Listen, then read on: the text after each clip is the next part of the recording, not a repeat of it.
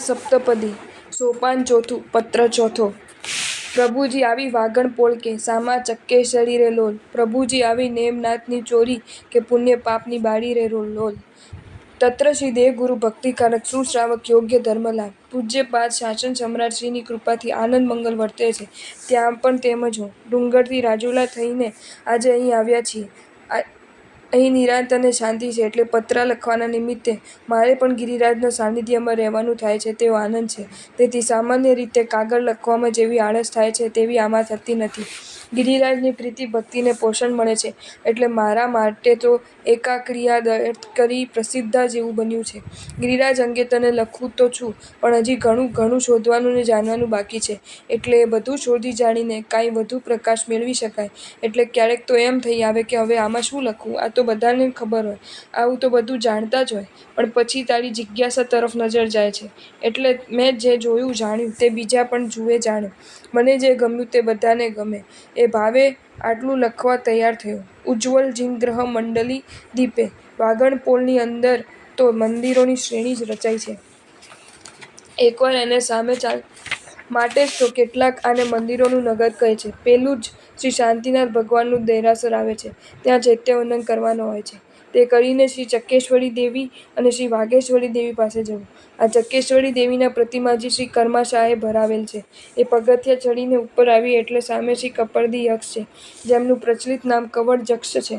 આ કવડજક્ષના પ્રતિમાજી મૂળ હતા તે શ્રી કર્માશાહે ભરાવેલ હતા, પણ તે હાલ નથી, અને આ પ્રતિમા તો નાના છે।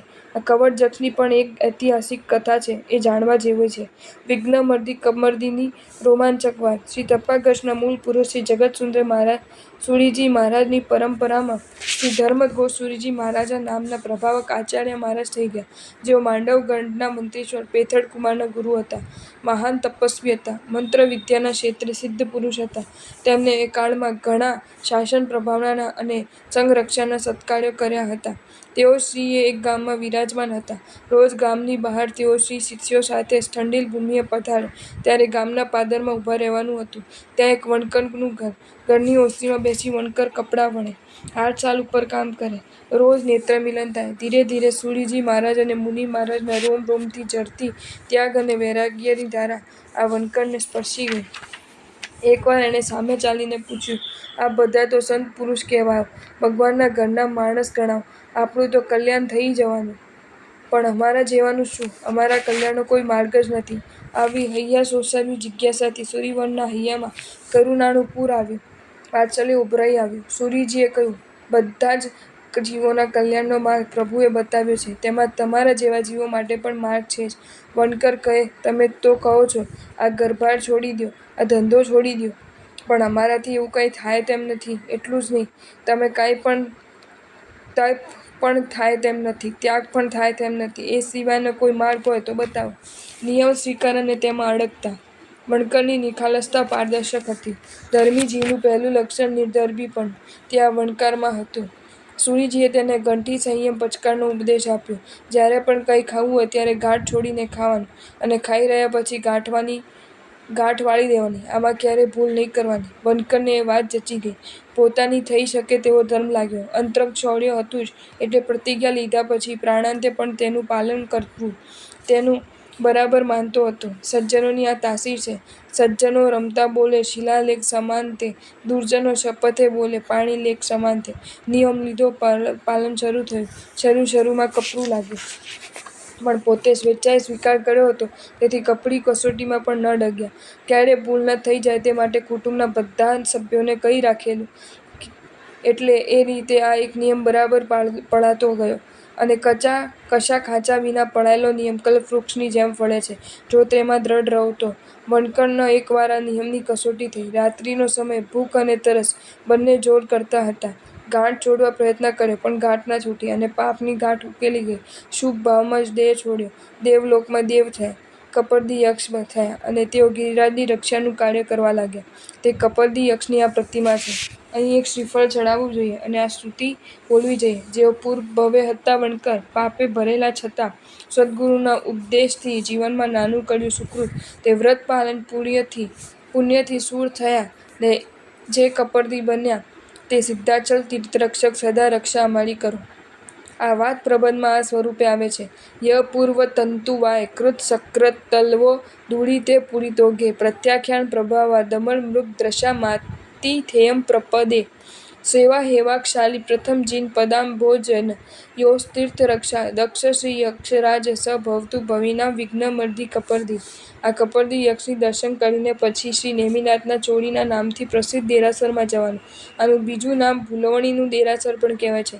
આમાં ઘણું જોવા જાણવા જેવું છે. એક કાલે વિહરતા ઉત્કૃષ્ટ 170 જીનવરોનો સુંદર પટ છે. તેમાં 14 રાજલોકનું શિલ્પ તો અનૂઠો છે. શ્રી નેમિકુમારની જાન, તેમના માટેની ચોળી, દીક્ષાનો વરઘોડો, આ બધું બારીકાઈથી જોવા જેવું છે. તે શ્રી નેમિનાથની ચોળીના સામેના ભાગમાં 2 સ્થાનમાં દર્શન કરવા જેવા છે. એક, શ્રી કપર્ધિ યક્ષની દેરીની પાછળ સંવત્સરણ મંદિર છે. વિક્રમના 18મા સૈકામાં એક શ્રાવકે વિષયાવશ્યક વૃત્તિ ગ્રંથમાં વર્ણવ્યા પ્રમાણેનું સંવત્સરણ બનાવાયું છે એવા શિલાલેખ પણ છે. અને બીજી, એની બાજુમાં સહેજ પગથિયાં ચઢો તો શ્રી અમીજરા પાર્શ્વનાથ ભગવાનનું દેરાસર છે. પ્રભુજી ખૂબ જ પ્રભાવક છે. મૂર્તિ નયન મનોહારી છે. તેના પાછળના ભાગથી 9 શિખરોની હાર દેખાય છે. એના દર્શન કરીને પગથિયાં ઉતરો ત્યાં જમણી બાજુ એક નાનું દેરાસર છે. તેમાં બહારથી પણ દર્શન થાય એ રીતે 2 પટ છે, એક અષ્ટાપદ તીર્થનો અને એક નંદીશ્વર દ્વીપનો. આ બંને પટ અખંડ આરસના શિલાખંડમાંથી નિર્માણ કરાયા છે. તેમાં ઝીણી કોતરણી છે. શિલ્પીનું કલાકૌશલ્ય તુરંત જણાઈ આવે છે. પછી આ બાજુ શ્રી નેમિનાથ ભગવાનના ચોળીના દેરાસરજીની અડીને જે દેરી છે ત્યાં તો તમે દર વખતે ભૂલ્યા વિના જતા જ હશો. એ પુણ્ય પાપની બારીમાંથી તમે નીકળ્યા હશો અને જાતને પુણ્યશાળી માણી હશો. એક ઐતિહાસિક કથા વ્યક્ત કરતું અનોખું શિલ્પ. આપણને પ્રશ્ન આ જ છે કે આ શું છે? આ સાંઢણી, તેના ઉપર બેઠેલા શેઠ, તેની નીચે દોરડું લઈને બેઠેલો રબારી, આ બધું શું છે? અહીંયા બધાનું પ્રયોજન શું છે? આ શિલ્પની પાછળ એક ઇતિહાસ છુપાયો છે. વાત આમ બની હતી. આજથી લગભગ 800 વર્ષ પહેલાંની વાત છે. અણહિલપુર પાટણમાં ઘીવટો છે ત્યાં મનિયાતી પાડો છે. તેમાં શેઠ કામાશા નામના શ્રાવકો છે. તેમના પરિવારમાં 3 પુત્ર અને 1 પુત્રી. પ્રતાપદાસ બાળ બ્રહ્મચરી પુરુષ હતા. બીજા ભાઈઓનો પરિવાર હતો. તેમનો વંશ આજે પણ હયાત છે. આખું કુટુંબ ધર્મના રંગથી રંગાયેલું હતું. ગમે તે કારણ હોય, શેઠ પ્રતાપદાસ શ્રી વાસુપૂજ્ય સ્વામીજીની ખૂબ ભક્તિ કરતા. તપસ્વી પણ ખરા. શ્રી સિદ્ધગિરિરાજ પ્રત્યે તેમના હૃદયમાં અતિશય ભક્તિ બહુમાન. કાર્તિકી ચૈત્ર પૂર્ણિમાની યાત્રા અવશ્ય કરે અને તે પણ કાર્તિક સુધી, તેરસ, ચૌદસ અને પૂનમનો ચોવિયારનો અઠ્ઠમ કરવા પૂર્વક કરે. વાત તો એવી છે કે સુદી ચૌદસનું ચોમાસી પ્રતિક્રમણ કરીને ઉટડી ઉપર નીકળે. ઉટડી અને રબારી તૈયાર થયા. પાટણ પાસેના ખાડી વાવડી ગામના જ આ રબારી, પવન વેગળી ઉટડી સાથે હાજર હોય. બીજે દિવસે 12 વાગ્યા પહેલાં તો દાદાના દરબારમાં હાજર થઈ જાય. આ સિલસિલો વર્ષો સુધી, એક પણ વરસના ખાંચા વિના ચાલુ રહ્યો. દર કાર્તિકા પૂર્ણિમા, ચોમાસી પ્રતિક્રમણ, ચોવિયારો, અઠ્ઠમ, ગિરિરાજની યાત્રા. તેમાં એક વાર એવું બન્યું કે ચોમાસામાં વરસાદ થયેલો નહીં અને આસો કારતકમાં જ ઉનાળા જેવા તડકા પાડવા લાગ્યો. પ્રતાપદેશના ચોવિયારો અઠ્ઠમ આકરો લાગ્યો, પણ જાત્રા કરવી તે કરવી, નીકળ્યા તો ખરા, પણ વલ્લભીર પહોંચતા તો ભારે તાપ તરસને થાકે ઘેરી લીધા. માંડ ગિરિરાજ પહોંચ્યા, પણ આગળ ઉપર જઈ ના શક્યા. તળેટીમાં જ ગિરિરાજના ચરણે અને આદેશ્વર દાદાના શરણે એક સાથે ત્રણેયનો કાલબ્રહ્મ થયો, સ્વર્ગવાસ થયો. ત્રણેયનું જીવન ધન્ય બન્યું, મૃત્યુ ઉત્સવ બન્યું. સકળ સંઘયાત્રાનું ઉત્તમ જીવોની ત્રિવિધે અનુમોદના કરી અને કાળનો કાંટ ન લાગે તેવું કામ કરીને અમર બની ગયેલાને કાયમી અનુમોદના થતી રહે તે માટે શ્રી સંઘે શિલ્પ રચીને ચિરસ્મરણીય સ્મારક કર્યું. આ સમાચાર પાટણમાં કાર્તિક વદી બીજના દિવસે મળ્યા. એટલે અત્યારે પણ એમના કુટુંબમાં આ દિવસ ઉજવાય છે. આખું કુટુંબ ભેળું થાય છે. મણિયાતી પાડામાં તેઓનું ઘર દેરાસર છે. તેમાં આ કાકાજી સાહેબ, તેમના કુટુંબના બધા સભ્યો પ્રતાપદેશ શેઠ કાકાજી સાહેબના નામે વર્ણવે છે. સાંઢણી ઉપર બેઠા છે અને રબારી પણ છે. તેવું એક લગભગ 250-300 વર્ષ જૂનું ભીંતચિત્ર છે. વળી આવા પુણ્યશાળી જીવે વ્રત પચકારનાર ગિરિરાજની ભક્તિ કરતાં કરતાં પરલોકે પ્રયાણ કર્યું. તેથી એમની એક કાયસ્થ મુદ્રામાં પંચધાતુની મૂર્તિ પણ ધરાવવામાં આવી છે. એ મૂર્તિ હાલ પાટણમાં ઝવેરી વાડમાં શ્રી વાડી પાર્શ્વનાથજીના દેરાસરમાં છે. આ ત્રણેય ધન્ય આત્માના દર્શન ત્યાં થાય છે. આમ તો આ સાંઢણી શેઠ અને રબારી પાસે કોણ જાય? એટલે પૂર્વ પુરુષોને આને પુણ્ય પાપની બારીનું સુંદર તમામ બાલજીવોને આકર્ષણ જાગે તેવું રૂપ આપી દીધું. અને આમેય વાત સાચી જ છે ને! શુભ મન વચન કાયથી ગિરિરાજની યાત્રા એ પુણ્યની બારી છે અને અશુભ મન વચન અને કાયથી થયેલી યાત્રા તો પાપની બારી બની જાય. કેવી સુંદર ઐતિહાસિક કથા! આ શિલ્પમાં કંડારી છે. ત્યાંથી આગળ જતાં બંને બાજુ મંદિરોની શ્રેણી અને તેમાં બિરાજમાન સિદ્ધ ભગવંતોને જોઈ. જ્યાં જ્યાં પ્રતિમા જીણ ટળી ત્યાં ત્યાં કરું પ્રણામ બોલતા આગળ વધીએ એટલે હાથીપોલ દેખાવા લાગે. જમણી બાજુ ઉપરના ભાગે કપડવંજનવાળું દેરાસર આવે અને સાવ રસ્તા ઉપર ગુરુમૂર્તિની દેરી છે. એ શ્રી શેત્રુંજય મહાત્મ્યના રચયિતા આચાર્ય શ્રી ધનેશ્વર સૂરીજી મહારાજ સાહેબની ગુરુમૂર્તિ છે.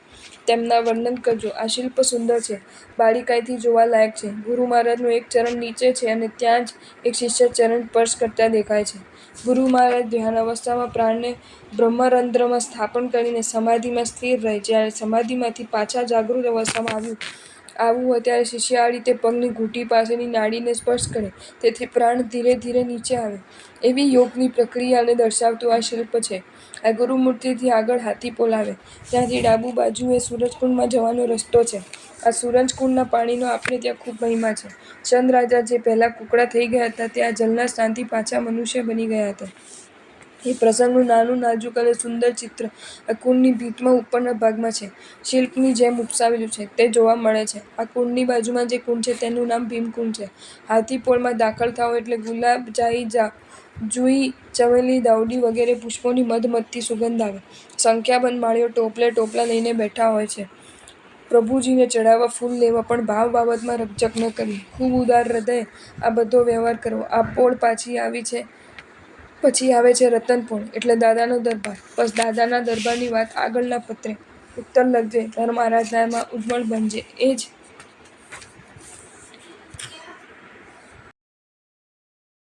જો તમને આ વિડીયો ગમ્યો હોય તો આ વિડીયોને લાઇક કરો અને શેર કરો અને આવા જ નવા નવા વિડીયો જોવા માટે જૈન ફેક્ટ્સ એન્ડ સ્ટોરીઝની ચેનલને સબસ્ક્રાઈબ કરો.